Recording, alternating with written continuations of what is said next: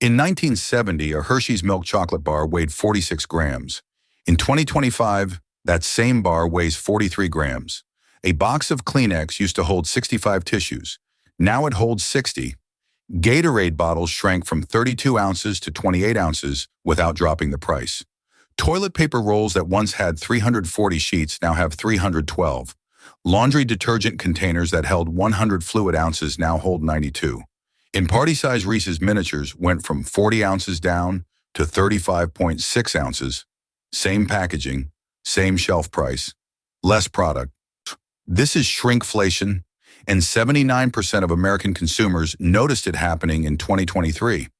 But noticing isn't the same as understanding, because shrinkflation isn't just companies quietly giving you less, it's a hidden tax on everything you buy. A transfer of wealth so subtle that most people miss it until they're holding a bag of chips that's 2/3 air. This is the financial historian, where money, power, and history collide, and nothing is ever as simple as it looks. Shrinkflation drove up to 10.3% of price inflation for selected grocery brands between 2019 and 2023. That's not a rounding error. That's billions of dollars silently extracted from household budgets. And the companies doing it aren't hiding. They're just counting on you not to check the fine print. To understand how shrinkflation works, you need to understand why companies use it instead of just raising prices. The answer is psychology. Now, studies show that consumers notice a price increase immediately. You see that a gallon of milk jumped from $4 to $4.50, and you react. You switch brands. You buy less. You complain. But if that same gallon shrinks from 128 ounces to 120 ounces and the price stays at $4, most people don't notice. The package looks the same. The label looks familiar. Your brain sees continuity, and you keep buying. This is the inflation you're not supposed to see. When the Associated Press used that exact phrase in 2022. Because shrinkflation operates in the margins, in the ounces, in the sheet counts, places where only obsessive label readers catch the changes. And even when you do notice, by the time you're standing in the checkout line holding a smaller box of cereal, you've already committed. You're not going to put it back and hunt for an alternative. You pay, you leave, and the company profits. The scale is staggering. According to a 2024 Lending Tree analysis of roughly 100 common consumer products, about 1/3 had shrunk in size since the pandemic. Household paper products were the worst. Out of 20 items tracked, 60% had reduced their sheet counts. Breakfast foods came in second, with 44% of items sold in smaller portions. Candy was third at 38%. These aren't niche products. These are staples, things people buy every week, and every reduction compounds. Let's be specific. Frosted Flakes, the family-sized box, shrank from 24 ounces to 21.7 ounces. That's a 40% increase in per ounce pricing. Folgers coffee dropped from 51 ounces to 43.5 ounces. Same can, 15% less coffee. Pantene conditioner went from 12 fluid ounces to 10.4. Pedigree dog food bags dropped from 50 pounds to 44 pounds. In every case, the price either stayed the same or increased. You're paying more per unit, and unless you memorize the old package size, you'd never know. And here's where it gets worse. The practice isn't new. The term shrinkflation was coined by British economist Pippa Malmgren in 2009. But the phenomenon goes back decades. In 1939, Consumer Reports studied candy bars. By 1946, they repeated the study. Out of 20 candy bars tested, only Tootsie Rolls hadn't shrunk. Everything else showed a hidden price increase averaging 23%. The 2-ounce Tootsie Roll still cost 5 cents. But Hershey's bars, Milky Ways, Atra, and Baby Ruth's had all gotten smaller while keeping the same 5-cent price. Consumers in 1946 were furious, but there was nothing they could do, and the practice never stopped. Consumer advocate Edgar Dworsky has been documenting shrinkflation on his website, Consumer World, since 1995. 30 years of meticulous records, photographs of old packages next to new ones, weight comparisons, price tracking, and the data shows a clear pattern. Shrinkflation spikes during periods of high inflation. When production costs rise, labor, raw materials, energy, transportation, companies have 3 options: raise prices, cut costs, or reduce product size. Raising prices scares off customers. Cutting costs degrades quality, which we'll get to in a moment. So they shrink the product, same margin, less backlash, maximum profit. During the post-pandemic inflation surge, shrinkflation exploded. Food prices increased 9.9% in 2022, the highest annual increase since 1979. But shrinkflation added another layer.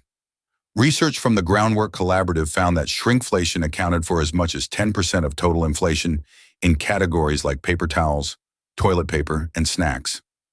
That's separate from the sticker price increases. You were paying more and getting less. A double hit.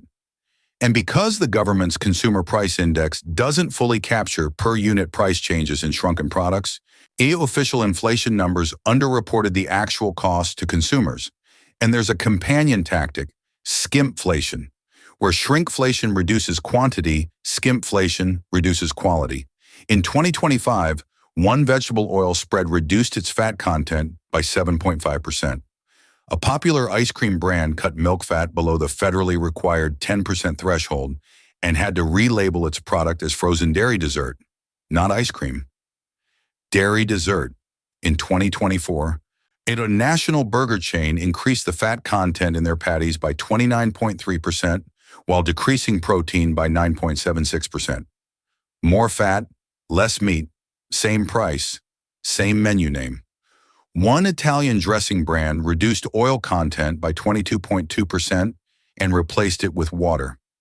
Another butter substitute cut oil by 39.1%. Again, water. The most public example came in February 2025. Brad Reese, grandson of H.B. Reese, the creator of Reese's peanut butter cups, Aki bought a bag of Reese's mini hearts for Valentine's Day. He discovered they weren't made with milk chocolate and peanut butter. They were made with chocolate candy and peanut butter creme. Cheaper formulations, lower quality. He threw the entire bag in the trash and launched a public campaign against Hershey, which owns the Reese's brand. His website now says, "Make Reese's great again." He's not wrong to be angry. The brand bearing his family name had skimped on the recipe to save costs. Anna and Hershey marketed it as innovation. The companies justify this with rising input costs. Cocoa prices spiked in 2024, hitting record highs before falling 80% by May 2025.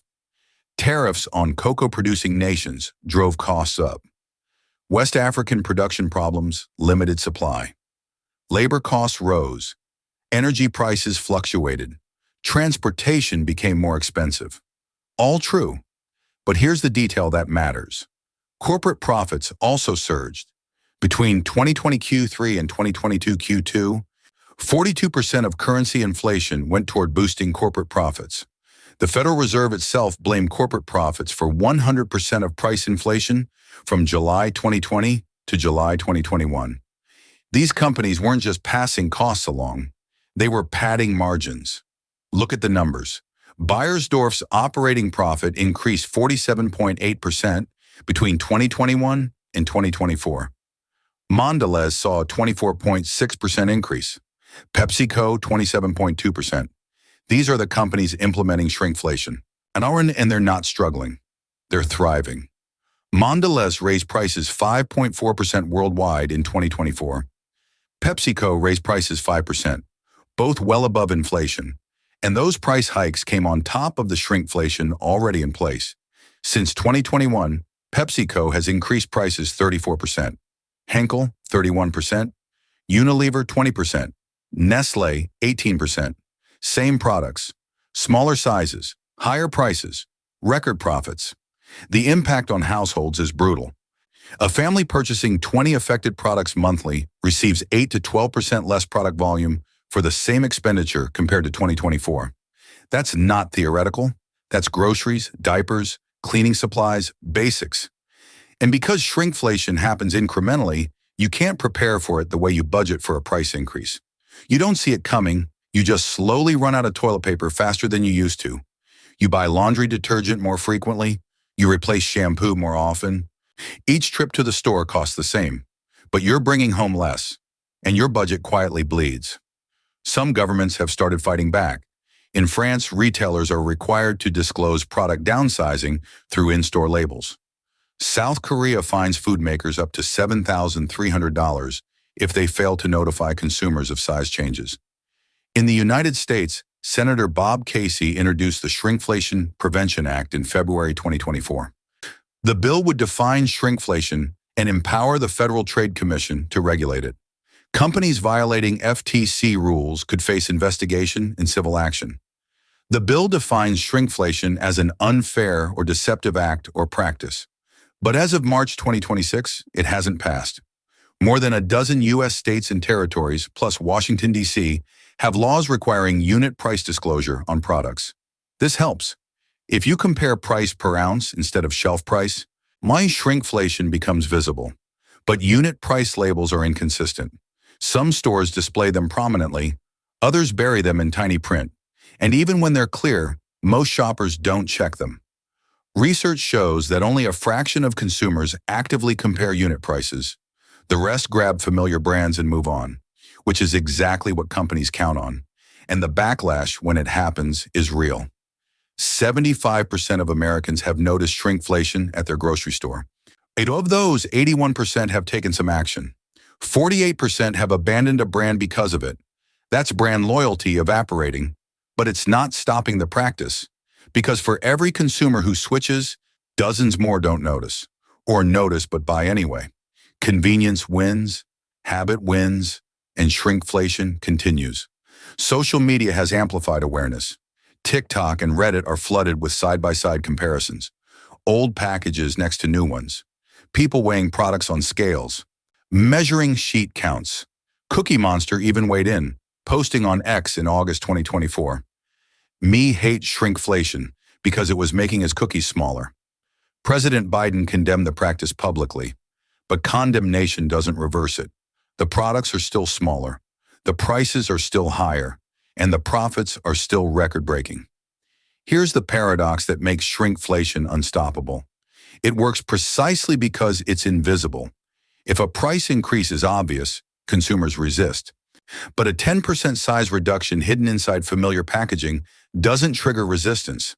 It triggers confusion. You run out of shampoo faster than you remember. You finish the cereal box quicker. But you don't blame the product. You blame yourself. Maybe I used more this time. Maybe I forgot how fast we go through this. The company has externalized the cost increase onto your perception. And you pay twice. Once for less product. And again when you buy the replacement sooner. This is the hidden tax, not imposed by government, imposed by corporations. And unlike actual taxes, there's no transparency, no vote, no representation, just a gradual erosion of value that compounds every time you shop. Shrinkflation doesn't announce itself. It just quietly takes more while giving you less. And by the time you notice, you've already paid. If this gave you a new perspective, hit subscribe. History has the answers. I'll show you where to look.